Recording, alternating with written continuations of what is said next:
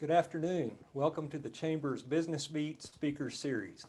I'm Kyle Beasley. I'm this year's board chair for the Chamber and a senior vice president at Bank of Albuquerque. You can count on the Chamber to bring you excellent programming and content, whether we're in the midst of a pandemic or not. Thank you for joining our virtual event today, the first of our 4 Business Beat events, allowing for the business community to hear directly from high-level experts and decision makers on timely and relevant topics. Today, beat number 1, we're talking politics, just 2 days after the conclusion of the 2020 campaign season, or at least we thought. And we have New Mexico's top political expert and pollster in studio with us to break it all down. But before I go any further, I'd like to recognize some great companies and organizations who are sponsoring this speaker series. They are PNM Resources and CEO Pat Vincent Calan, New Mexico Mutual and its CEO Norm Becker, Western Sky Community Care CEO Tony Hernandez, Bank of Albuquerque, represented by myself and our chairman and CEO Jennifer Thomas, Excellent Schools New Mexico and its executive director Scott Hindman, Sunny 505 and CEO Joni Griffin, Molina Healthcare Executive VP of Policy and Government Affairs Carolyn Ingram, Pattern Energy and CEO Michael Garland, Esparza and its CEO Del Esparza, Sandia Laboratory Federal Credit Union and CEO Robert Chavez, Hartman Majewski Design Group and Principal Architect and CEO Doug Majewski, Janes Corporation and Chairman and CEO Rick Marquardt, CNM and President Tracy Hartzler, Blue Cross Blue Shield New Mexico President Kurt Shipley, Loveless Biomedical and President and CEO Robert Rubin, Fidelity Investments and Vice President of Public Affairs Leanne Kravitz, and True Health New Mexico and President CEO Mark Epstein. We also want to extend our sincere thanks to Alliance Audio Visual for their technical expertise in putting this event on. Without you all, we wouldn't be here today. So again, thank you all to our great sponsors for your engagement and generosity. We appreciate each of you. All right, our speaker today, who is no doubt fatigued and bleary-eyed from covering and providing expert analysis locally here on the 2020 election, is Brian Sanderoff, President and CEO of Research and Polling. Brian is also Chief Political Analyst for KOAT and the Albuquerque Journal. He's widely respected for his balanced and accurate analysis of public opinion and electoral trends and outcomes in New Mexico. Research and Polling is also a longtime Chamber member. Thank you, Brian. We are happy to have Brian with us, offering his very timely thoughts and expertise today. We'll hear Brian's presentation, and then he'll take some questions from me and then some of you. During his presentation, if you'd like to pose a question, please type it in the Q&A box, and we'll try to get to as many as we can. Brian, the title of our session today is pretty straightforward. Campaign 2020, it's over, what happened? So for an update on our recent election results and your thoughts on what the implications might be for our local business community in New Mexico, I'll turn it over to you. Great. All right, thanks, Kyle. And it's a pleasure to be here on the Chamber series. You know, I know a lot of pollsters and political analysts have egg on their faces this morning. A lot of things have happened nationally, and I'm sure that you'll have questions about that.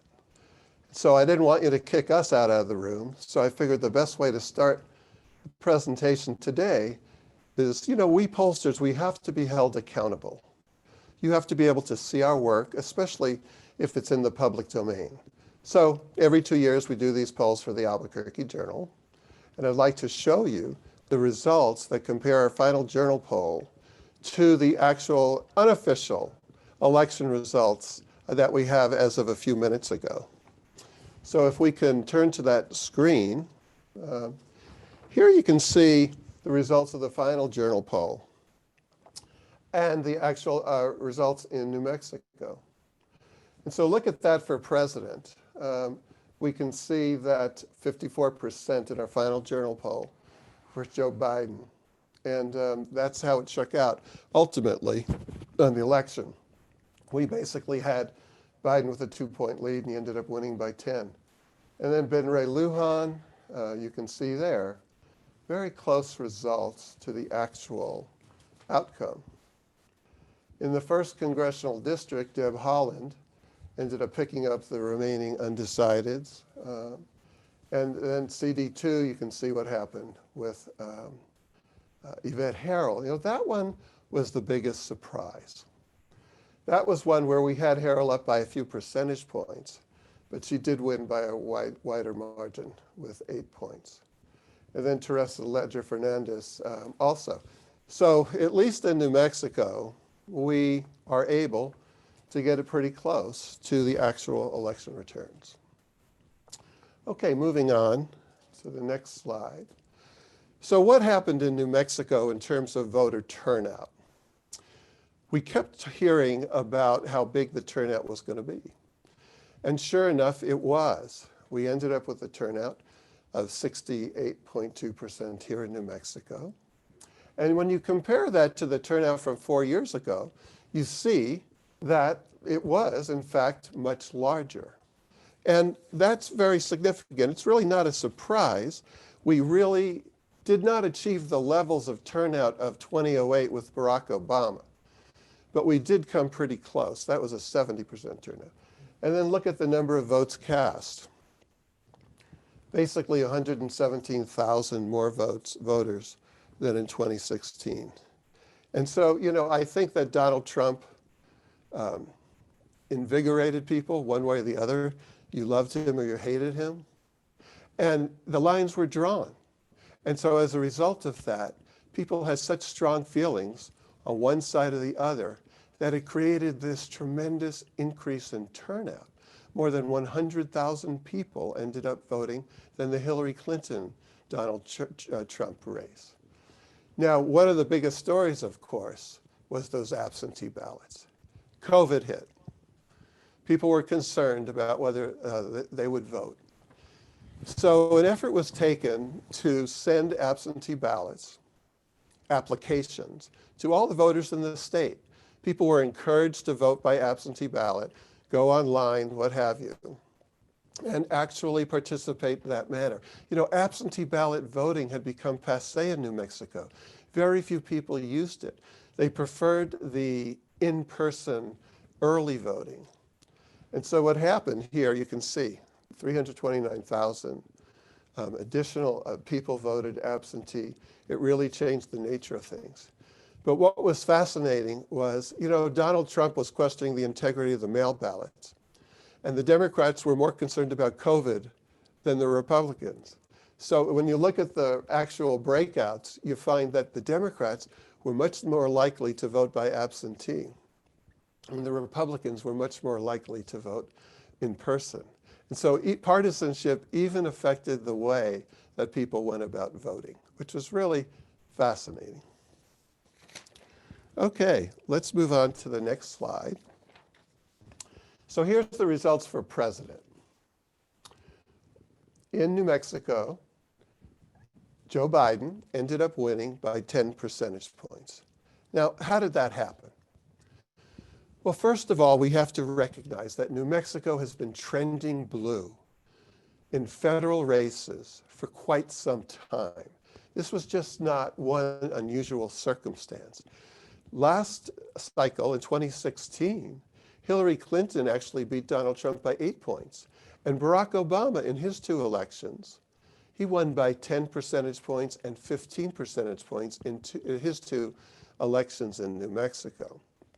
So New Mexico is trending blue in presidential races. We used to be the battleground of battleground states. Back in 2000, Al Gore won New Mexico by 300 votes out of 600,000. And then George Bush won it 4 years later by the smallest of margins. But since then, New Mexico has been trending blue. Now, why? Well, we're a majority-minority state. And being that, We have a large Hispanic population. We have a large Native American population. And Hispanics and Native Americans tend to vote Democratic by significant margins, unless they're given a good reason not to. George Bush did quite well among Hispanic voters and was able to win New Mexico. But New Mexico has become as polarized as the rest of the nation. What's happening is cities like Albuquerque and Las Cruces are becoming more and more blue, and our rural areas and our conservative areas are becoming more and more red, more and more conservative. But the demographics are changing, and more people are moving into the cities. So although Donald Trump won Lee County, Hobbs by 50 percentage points, and Chavez and Eddy, tremendous margins, Trump won the rural areas, it's not enough. Those areas are not keeping pace with the population of the state. There was another factor, too, in this 10-point victory, and that's the gender gap. What we're finding in races like this, women are much more likely to vote for the Democrat than the men. And so the Republicans really need to work on their messaging in these federal races and find a way to resonate a little more with the women, because if the women who vote more than the men to start are more likely to vote Democrat, that's a real problem for Republicans. Donald Trump initially targeted New Mexico. He thought that he could do well here because the Hispanic population being socially conservative, it's a border town, border security and the like. But that didn't pan out and they backed out. So ultimately it was a referendum on Donald Trump. He did try to energize his base rather than broaden it. And in New Mexico, that didn't work. It did work in other places. It's really close in other places, but not here. Okay, moving on. Let's talk about the US Senate race. I'll start moving a little faster on these. So what did we have in this US Senate race? We really had a race between a seasoned politician against a political newcomer. And I thought that Mark Ronchetti ran a pretty good race. And his prior name recognition really helped him. Had Ben Ray Lujan run against an unknown Republican, I don't think the race would have been this close. But Ronchetti had to do more than just be a known name. He had to also run a good race. And I thought he did. I thought he had good TV ads. It wasn't enough. Plus, the down ballot races are impacted by the top of the ticket. So if the Republican at the top of the ticket is down by 10 percentage points, that's going to affect the down ballot races. But we had the same trends occurring where in the big cities, Ronchetti was losing by tremendous margins, even in his home in Albuquerque. But he was doing great in the rural areas. Okay, the next one is the 1st Congressional District. Deb Haaland has developed a national profile as well as a state profile. She's really worked hard on that. And she does have a great campaign operation. When she first ran 2 years ago, people were surprised when she won by more than 20 percentage points. In fact, in my final journal poll, I had her up by 12. She ended up winning by 20, and it really hurt my averages. She just picked up all of the undecideds, and she's just well regarded. She had that big lead again in the polls. She ended up winning with the big lead. But the 1st Congressional District, it's basically Albuquerque Metro. And so we're following that big city situation that we talked about, that is just moving blue. I can remember 25 years ago, the Republicans politically, they owned the Northeast Heights. They owned the West Side. They held all the legislative districts and the like. But something changed. This morning I was remembering a story about Bruce King. He ran as a Democrat for governor in 1978. I was very young at the time, but I was familiar with the race. And so here's a Democrat running for governor in 1978. And I remember what their political strategy was. It was, well, gee, if we lose Albuquerque by less than 5,000 votes, we can win the state as a Democrat. Now the Democrats win Albuquerque by 20, 30, 40, 50,000 votes. So things have changed. Challenge for the Republican Party and the business community. So again, to find a message that resonates in the suburbs. We heard all those stories nationally about Biden doing well Trump losing support in the suburbs. Well, it's happening all over, even in places like New Mexico. Okay, next slide. The 2nd Congressional District. This one was billed as one of the closest in the nation. It ended up Yvette Herrell having a pretty comfortable victory. 2 years ago, Xochitl Torres Small won by less than 2 percentage points. It was during a Democratic wave in 2018. Question was, could the Republicans reclaim this district? And the answer is yes, they did. How did they do it? First of all, there was a big Republican turnout in the conservative rural counties. Donald Trump did true propel cite voters in rural New Mexico. And Yvette Herrell benefited from that. There's just no doubt about it. I looked at the numbers again this morning. Big Republican turnout helped Herrell.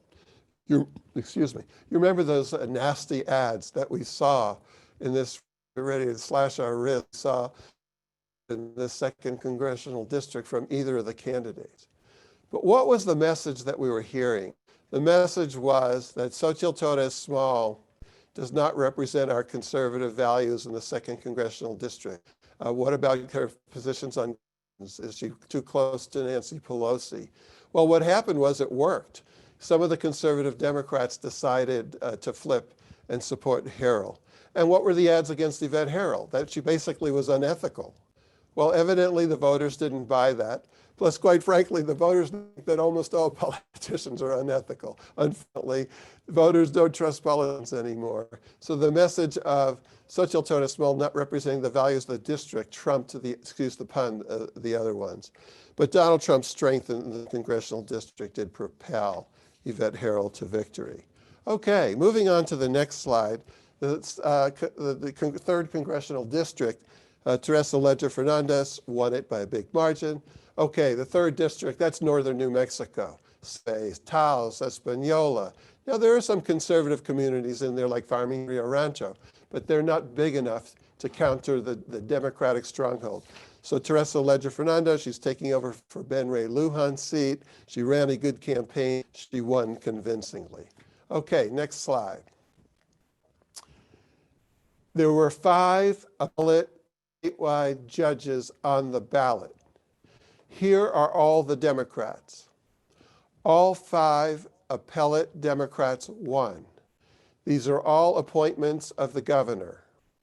Republicans ran pretty good candidates against them.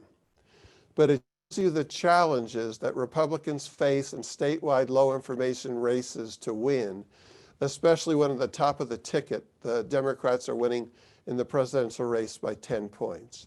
So right now we will have so you have basically 5 Supreme Court justices, 10 Court of Appeal judges, 15 judges in the appellate courts. 13 out of 15 are Democrats. When Judith Nakamura retires, it'll be 14 out of 15 will be Democrats in the appellate court. These are the percentages that the Democrats in the slide had received. You can see that they all were in the 50s. Of course, they won.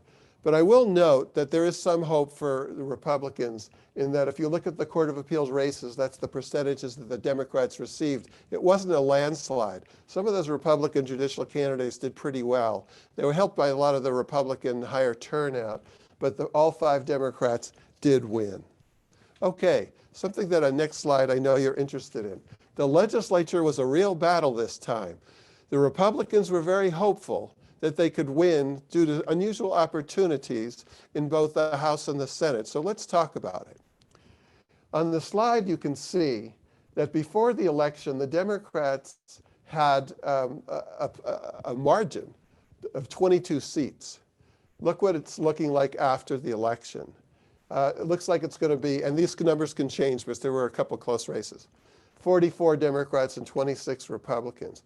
That also assumes that one independent was elected, and that independent will caucus with the Democrats. So I did include her there. So this is a disappointment, actually, for the Republican Party. Notice the line below. Democrats hold the 7 Albuquerque House districts that flipped in the 2018 election. So the real story here is what happened in 2018. During the Democratic wave, the Republicans lost 7 Republican House seats in the Northeast Heights and the West Side. This was an opportunity for them to try to take some of them back, but they didn't get any of them. The Republican strategy, again, was to win the seats that they lost. And this is another example of what's happening in the suburbs, the Heights of Albuquerque, the West Side, a lost opportunity. I will say this, though. The Republicans did run a good race. They came up with some clever marketing strategies. They contacted 3 million households, as did the Democrats. They gave it a go. But the suburbs of Albuquerque are changing, and that's something that everyone needs to reckon with. You know, how will this affect you in the chamber? Well, the House passed a lot of legislation in the recent sessions that were extremely progressive, extremely liberal. Much of that legislation, though, was stopped in the state Senate. And that although the state Senate also big margins between the Democrats, many of the Democrats in the state Senate were conservative Democrats. And so they stopped a lot of the progressive legislation that passed by the House. But we can see the status quo pretty much in the House. So now let's talk about the Senate story. So before the election, the Democrats controlled 26 seats to 16 seats. After the election, it looks like it's going to be 26 to 16. Now, there have been a lot of seats that were gained and lost, but it looks like the net change will be the same. But the story, this is the Albuquerque chamber, so we're focused on Albuquerque. Democrats gain 3 Albuquerque area Senate districts and lose 1. 2 Albuquerque incumbents that have been very close to the Albuquerque chamber in terms of business community issues, Sanderoff and Candace Gould, did lose their elections. Again, that whole suburban thing that we talked about. But the bigger story in the state Senate is what happened in the primaries 6 months ago. That's where 5 conservative Democrats were taken on in the Democratic primary and defeated by progressive liberal Democrats. Now, the Republicans were able to pick up 2 of those seats. They hoped to pick up more. So now we have a situation in the state Senate where the people like John Arthur Smith, who were chairman of the Senate Finance, lost his primary. Clemente Sanchez, chairman of Senate Corporations, which is a very important committee for the chamber, lost in his primary. Mary Kay Papin, president pro tem, conservative Democrat, lost in the primary. So one of the challenges for the chamber in terms of certain business issues is to recognize that what could happen in upcoming sessions is now the House and the Senate will tilt more progressive. And so there may be some business issues that will be of great concern to you that might have a better chance of passing. Okay, 2 more slides, constitutional amendment. The Chamber of Commerce was strong supporters of a constitutional amendment that would change the nature of the Public Regulation Commission. Chamber worked really hard on this one because they thought it was important for the Public Regulation Commission that's been very controversial over the years.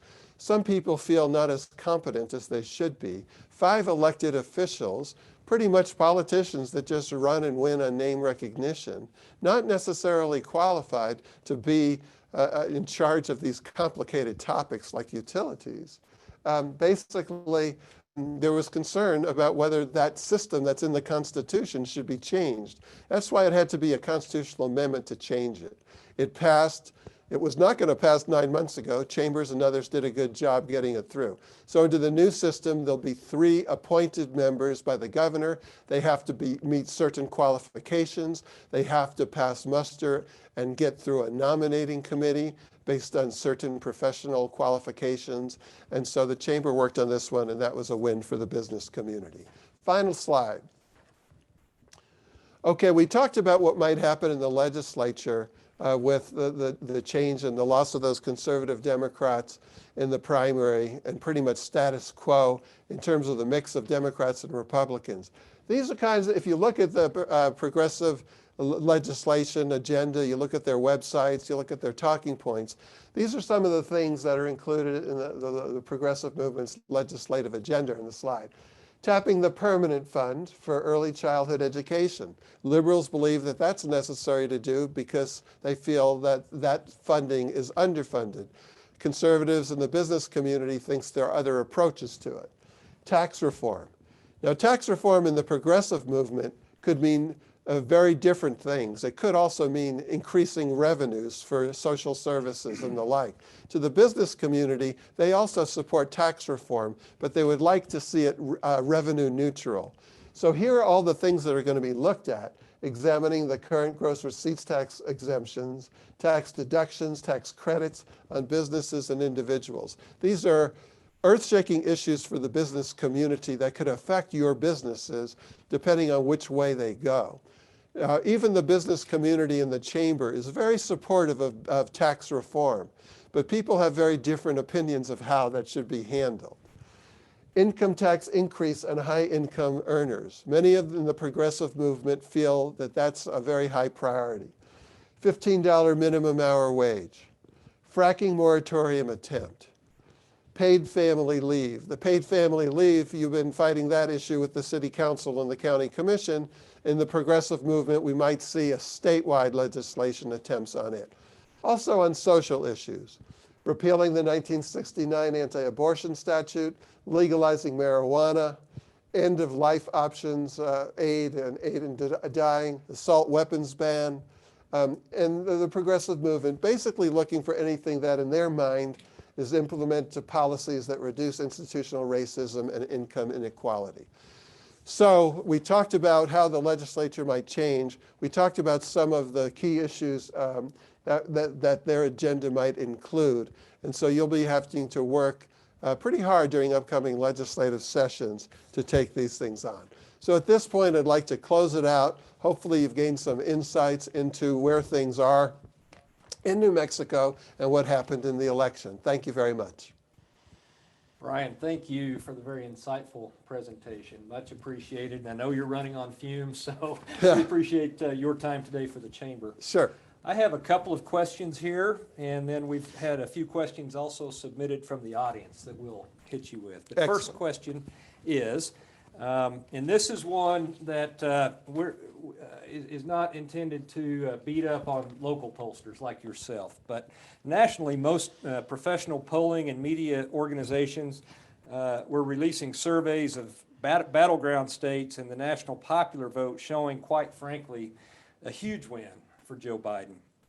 Double-digit victories in places that ended up being decided by a point or two. An 8 to 10 point popular vote lead that ended up just being 1 to 2 points. Even a Democratic Senate takeover and a bigger House Democratic majority when neither of those ultimately happened. Clearly, the national polls didn't reflect reality. Why was this the case, and how should national pollsters maybe change what they're doing? It's a great question, and quite frankly, we don't know all the answers yet. Thank goodness that here in New Mexico, and you saw our polls, that we pretty much hit the nail on the head. Every polling company now is using different data collection methods to reach the voters. Some have cut their costs dramatically by doing online panels and using the same people over and over again. We continue to do telephone surveys, cell phones. We have a voter file that we know who voted in the last 3 presidential elections. We can generate a random sample of the people who actually are going to vote that we think. A lot of polling companies are getting a little too flimsy with their methods. But holding that aside, other things obviously happened because this whole Trump phenomenon that occurred 4 years ago, the same thing happened. And so some people feel that some Trump supporters are shy and not wanting to tell the pollsters who they really support.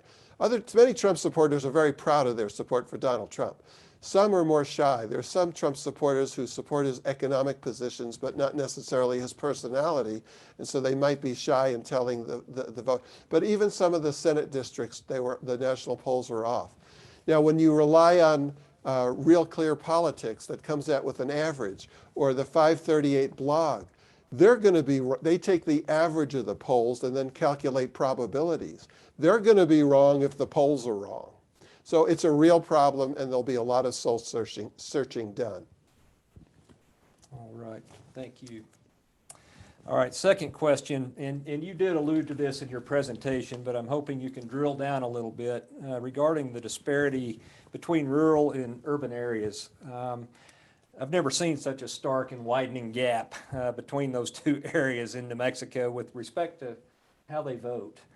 From that standpoint, we seem more divided than ever. And what's driving this dynamic? And do you think the urban and rural gap will just continue to get wider? And maybe, I know how pollsters like to drill down, but what really causes an urban person to lean more Democratic and a rural person to lean more Republican?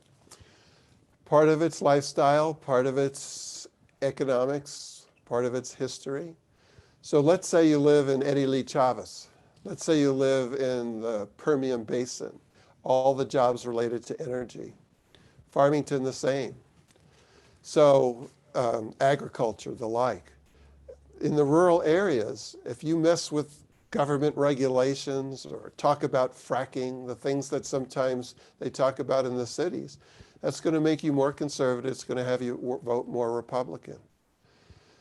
People who move into the cities, they come from California, they come from parts of Arizona, Colorado, parts of Texas to move to New Mexico. You look at the people who move to Santa Fe, mostly Anglo-liberals for quality of life reasons. So you tend to see certain types of people moving into our cities, and the rural areas, you don't see that kind of mobility. So there are lots of reasons for it. Those are just some of them. And what's happening nationally, as I said, is also happening within the state of New Mexico on this topic. Ultimately, the parties need to move a little more to the center so that the Democrats can get more of the rural and the Republicans can get some more of the cities. Okay, thank you. Here's a question from Norm Becker, just a simple question. Brian, what is Ron Kettys' potential in politics going forward? I was thinking about that just yesterday. Is he going to run back to the Channel 13 or not and get back on the weather? I think he has a future. You know, when Mark Ronchetti first came out, everyone poo-pooed it. Oh, he's a meteorologist. But then they recognized he had name recognition. But I think during the course of the campaign, he had not only had a general election, he had a tough primary. So I think he has a future. I think he handled the issues well, and he's obviously communicates well. He looks good in the TV ads and the debates. I think he's got a political future. Okay. Here's another question. Have you seen any trends in how state and federal campaigns are funded? Yes. What's happening, we all know about the political action committees and the independent expenditure committees, and they spend tens of millions of dollars, and they invest their money in the races where they think it could make a difference to help somebody win who is winning or losing by this much. But the biggest trend is what's happening with the internet and the individual campaigns, the websites like Act Blue and the Republican equivalent. A lot of, even Joe Biden and Donald Trump, a lot of their funding came from just inspired individuals who gave $5, $10, $50, $100 to their campaigns. They went online, they used their credit cards and gave small amounts of money. I think that's a fabulous thing. And it'd be much better to see millions and millions of dollars raised by individuals who are just inspired by a candidate, whether it be Democrat or Republican, rather than all this money coming in from outside sources.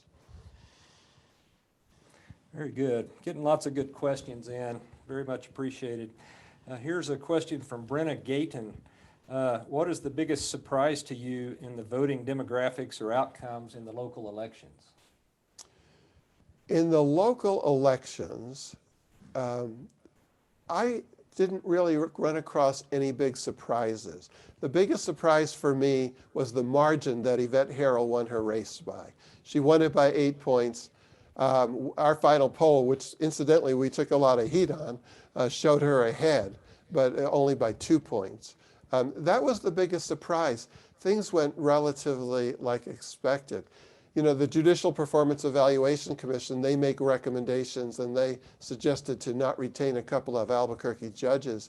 And you always wonder if people pay attention to that. But some of those judges were not retained by the voters. So it does show that sometimes the voters do pay attention to what other independent commissions might be doing and recommending. Okay. Question from Amanda Aragon. And of course, the national presidential election is still hanging in the balance. But if President Trump loses, what would you expect to happen in the upcoming midterm elections in New Mexico in 2022? Would you expect tighter races for Republicans or not necessarily? You know, I've been studying that issue for 30 years. And I also tell this to my people who are in elected office. The best opportunity that the Republicans will have in the business community will be 2 years from now. I thought that the Republican Party, they set some very ambitious goals for this election, which is good because you want to set ambitious goals, but I knew they were not going to be achieved. 2 years from now, when, assuming Joe Biden wins, this is all assuming Joe Biden wins, then the Democrats will be in the White House. It'll be a midterm election. That will be the opportunity for the Republicans to really exceed average performance. Now, why? Not because of Joe Biden's good or bad. It's because anytime we have a midterm election, the party not in the White House loses lots of seats. And that could very well happen again. So Republican opportunities, much bigger 2 years from now, assuming Biden wins, than they were this time or the time before. Actually, the Republicans began losing things in the legislature, you know, winning things in the legislature when Obama was having his midterm elections. Now the shoe will be on the other foot if the Democrat were in the White House. Okay. Question from Tom Quirk. And I assume this number's right. I haven't checked this, but he's saying, excluding California, Donald Trump won the popular vote. Does this surprise you? I haven't checked those numbers, but we'll take that for granted. No, that math would work because a Democrat coming out of California or New York, the Democrat's going to win by such large margins, and those states have such tremendous impact on the popular vote. So that wouldn't surprise me. But of course, I'm a numbers guy who thinks about things like that. Okay, that is interesting. Okay, here's one from Mark. I had a professor once say that there will always be a swing from red to blue and blue to red. It's just how politics works. Do you see New Mexico swinging back to red in the next decade or two? And why or why not? I see it as harder, but I see it as possible. If I had $1 every time somebody won some big election and said, oh, they're going to be in power for 30 years. Remember when Barack Obama won in 2008? It was, the Democrats were very excited, and the energy was very strong for Barack Obama among Democrats, and they were going to have a 30-year dynasty. Well, 2 years later, you know, that Republicans had massive wins. But again, it's for those reasons I talked about at midterm, the party not in power. So the answer to your question is Republicans will have future wins, but the timing and the mood and the candidates will have to be just right. Okay. Very good. One more question, Brian. In your analysis of voting trends, do you have data for zip codes? And if you do, how does that maybe compare with the broader analysis? Yeah, the more granular the data digging, if you will, and data analysis, the better. So basically, so you could say that the Valley of Albuquerque is Democrat, but then when you look at the zip code level data, you can even find certain areas that are even more Democratic. Same thing with the Republican areas. And that's what we do. We fine-tune the data. We actually take it down to the precinct level, which is a geographic unit of one. There are about 1,500 of them in the state, and we analyze data at the precinct level. Okay. Well, Brian, thank you. That will be our last question for the day. We really appreciate you spending so much time with us today, and hope you're able to get a little rest now that the election is almost behind us. Yes, that will be exciting. It's basically been about 5 days of 15 hours a day. This is my last big deal, and so I'll take a break this evening. Well, well-deserved rest, and thanks again. Before we sign off, I want to thank all of our business leaders and investors and partners who are on this call and were able to join us today. And thank you again to our sponsors, P&M, New Mexico Mutual, Western Sky, Bank of Albuquerque, Excellent Schools, Sunny 505, Molina, Pattern, Esparza, Sandia Federal Credit Union, Hartman and Majewski, Janes, C&M, Blue Cross, Loveless Biomedical, Fidelity, and True Health. Sincere thanks to all of you all. And we hope that everyone will attend our second Business Beat event on December 15th with LFC Director David Abbey giving us the very latest information on our state finances, economic recovery, and the upcoming legislative session. We'll also have our education reform signature event in just 11 days on Monday, November 16th at 2 p.m. Featuring presentations from Lieutenant Governor Howie Morales and Early Childhood Department Secretary Elizabeth Groginski. And then on November 20th, 11:45, we'll have our annual meeting where we'll host Neil Bradley from the U.S. Chamber, Michael Ibarra from Pharma, and Carlos Garner from Eli Lilly. They'll discuss progress in the coronavirus treatments and vaccines, as well as coronavirus business relief efforts. So you don't want to miss any of these upcoming events. As you can see, the Chamber is very busy this fall. Our fall is officially underway, and we're so pleased that you spent part of your day today with us. Have a wonderful day, and we'll see you next time.